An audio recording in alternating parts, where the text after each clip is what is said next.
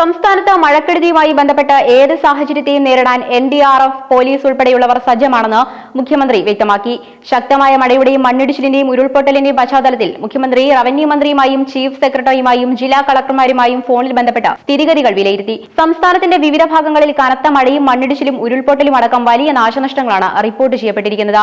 ഇടുക്കി, കോട്ടയം, പത്തനംതിട്ട, മലപ്പുറം ജില്ലകളിലായി 5 പേരാണ് ഇതുവരെ മരണപ്പെട്ടിട്ടുള്ളത്. സംസ്ഥാനത്ത് 9 ജില്ലകളിൽ റെഡ് അലർട്ട് പ്രഖ്യാപിച്ചിട്ടുണ്ട്.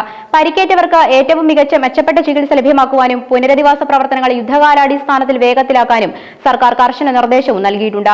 കൂടാതെ സാഹചര്യം വിലയിരുത്തുന്നതിനായി രാവിലെ 11 മണിക്ക് റവന്യൂ മന്ത്രി ജില്ലാ കളക്ടർമാരുടെ അടിയന്തര യോഗവും വിളിച്ചു ചേർത്തിട്ടുണ്ടായിരുന്നു.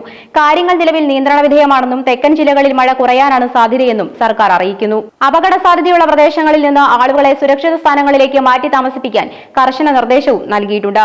കനത്ത മഴയിലും ഉരുൾപൊട്ടലിലും സംസ്ഥാനത്ത് ഇതുവരെ 5 പേരുടെ ജീവനാണ് നഷ്ടപ്പെട്ടത്. കോട്ടയം ജില്ലയിലെ പൂഞ്ഞാർ പയ്യാനിത്തോട്ടത്തിലുണ്ടായ ഉരുൾപൊട്ടലിൽ മറ്റൊരു ജീവൻ കൂടി പൊലിഞ്ഞു. പുലർച്ചെയുണ്ടായ ദുരന്തത്തിൽ ജോണിയുടെ മകൻ 24-കാരനായ ജോസ്വിനാണ് ദാരുണമായി മരണപ്പെട്ടത്. ഇടുക്കി ജില്ലയിൽ കൊടിയത്തൂർ വില്ലേജിൽ സുമതി, പീരുമേട്ടിൽ പ്രഭാകരൻ എന്നിവരാണ് മരണപ്പെട്ട മറ്റു 2 പേർ. പ്രധാനമായും ഇടുക്കി, കോട്ടയം, പത്തനംതിട്ട ജില്ലകളിലാണ് അതിശക്തമായ മഴ കനത്ത നാശനഷ്ടങ്ങൾ വിതച്ചത്.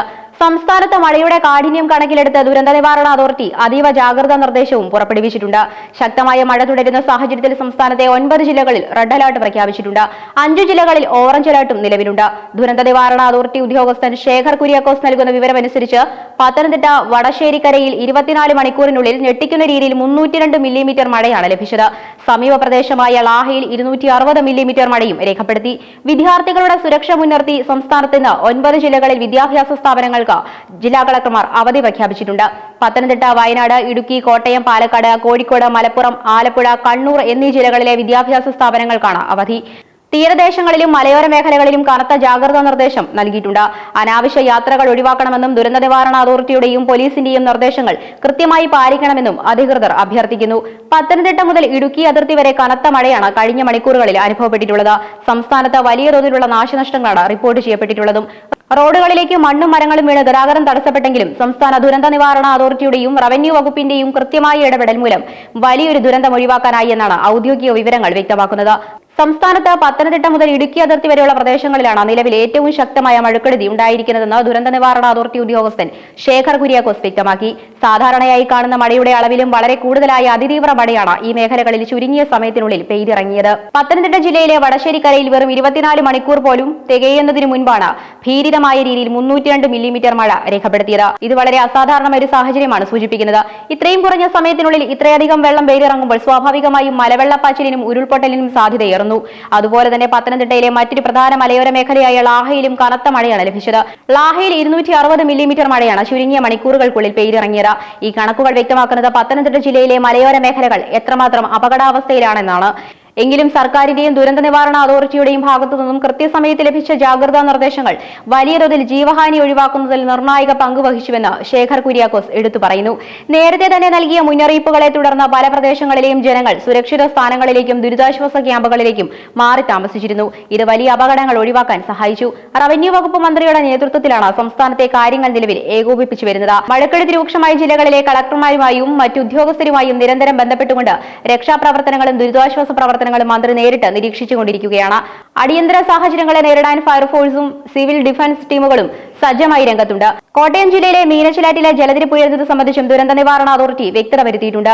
മീനച്ചിലാറ്റിൽ നിലവിൽ ഉയർന്ന വെള്ളം കാണപ്പെടുന്നുണ്ടെങ്കിലും ഇത് ഭയപ്പെടേണ്ട സാഹചര്യമല്ലെന്നും അടുത്ത 3 മണിക്കൂറിനുള്ളിൽ ജലനിരപ്പ് താഴുമെന്നുമാണ് ശേഖർ കുര്യാക്കോസ് നൽകുന്ന ആശ്വാസകരമായ വിവരം. കോട്ടയം, പത്തനംതിട്ട ജില്ലകളിലെ നദീതീരങ്ങളിൽ താമസിക്കുന്നവർ ജാഗ്രത പാലിക്കണം.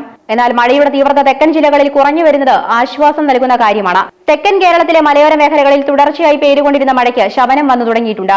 വെള്ളം കയറിയ പല താഴ്ന്ന പ്രദേശങ്ങളിൽ നിന്നും വെള്ളം ഇറങ്ങി തുടങ്ങിയിട്ടുണ്ടെന്നും ജനങ്ങൾക്ക് ആശ്വാസം പകരുന്ന വാർത്തയാണിത്. കനത്ത മഴയെ തുടർന്ന് സംസ്ഥാനത്തുടനീളം 100ഓളം സ്ഥലങ്ങളിൽ റോഡുകളിലേക്ക് മണ്ണും മരങ്ങളും ഇടിഞ്ഞു വീഴുന്ന സാഹചര്യവും ഉണ്ടായിട്ടുണ്ട്. ഇത് മലയോര ഹൈവേകളിലും മറ്റ് പ്രധാന റോഡുകളിലും ഗതാഗത തടസ്സത്തിന് കാരണമായിട്ടുണ്ട്. മിക്കയിടങ്ങളിലും ഫയർഫോഴ്സും പൊതുമരാമത്ത് വകുപ്പും ചേർന്ന് മരങ്ങളും മണ്ണും നീക്കം ചെയ്ത് ഗതാഗതം പുനഃസ്ഥാപിക്കുവാനുള്ള തീവ്ര ശ്രമത്തിലാണ്. എന്നാൽ തെക്കൻ ജില്ലകളിൽ മഴ കുറയുമ്പോഴും ജാഗ്രത കൈവിടാൻ സമയമായിട്ടില്ലെന്ന് അധികൃതർ ഓർമ്മിപ്പിക്കുന്നു. പ്രത്യേകിച്ച് അപ്പർ കുട്ടനാട് മേഖലയും ആലപ്പുഴ ജില്ലയും അതീവ ജാഗ്രതയോടെ സ്ഥിതിഗതികൾ നിരീക്ഷിക്കണം. മലയോരങ്ങളിൽ പെയ്ത വെള്ളം താഴേക്ക് ഒഴുകിയെത്തുന്നതിനാൽ കുട്ടനാട് പോലുള്ള താഴ്ന്ന പ്രദേശങ്ങളിൽ ജലനിരപ്പ് ഉയരാൻ സാധ്യതയുണ്ട്. അതിനാൽ ഈ മേഖലകളിലുള്ളവർ അതീവ ജാഗ്രത പുലർത്തണമെന്ന് കർശന നിർദ്ദേശവും നൽകിയിട്ടുണ്ട്. പ്രശ്നബാധിത പ്രദേശങ്ങളിൽ മഴ കുറഞ്ഞു വരുന്നുണ്ടെങ്കിലും കാലാവസ്ഥാ നിരീക്ഷണ കേന്ദ്രത്തിന്റെയും ദുരന്ത നിവാരണ അതോറിറ്റിയുടെയും പുതിയ മുന്നറിയിപ്പ് പ്രകാരം മഴയുടെ പാറ്റേൺ മാറുകയാണ്. തെക്കൻ ജില്ലകളിൽ മഴ ശമിക്കുമ്പോൾ എറണാകുളം ജില്ല മുതൽ വടക്കോട്ട് വരും ദിവസങ്ങളിൽ വീണ്ടും മഴ ശക്തി പ്രാപിക്കുമെന്നാണ് മുന്നറിയിപ്പ് നൽകിയിരിക്കുന്നത്.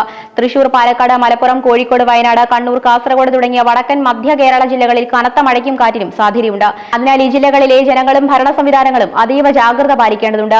മലയോര മേഖലകളിലേക്കുള്ള രാത്രികാല യാത്രകൾക്ക് നിലവിൽ കർശന നിയന്ത്രണം ഏർപ്പെടുത്തിയിട്ടുണ്ട്. ഡാമുകളുടെ ജലനിരപ്പ് ഉദ്യോഗസ്ഥർ നിരന്തരം നിരീക്ഷിച്ചു വരുന്നുണ്ട്.